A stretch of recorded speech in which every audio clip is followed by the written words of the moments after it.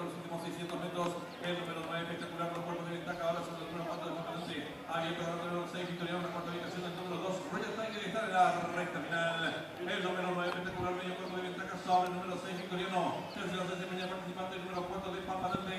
Depende de los últimos 300 metros finales. El número 9 espectacular, retira el cuerpo y medio de ventaja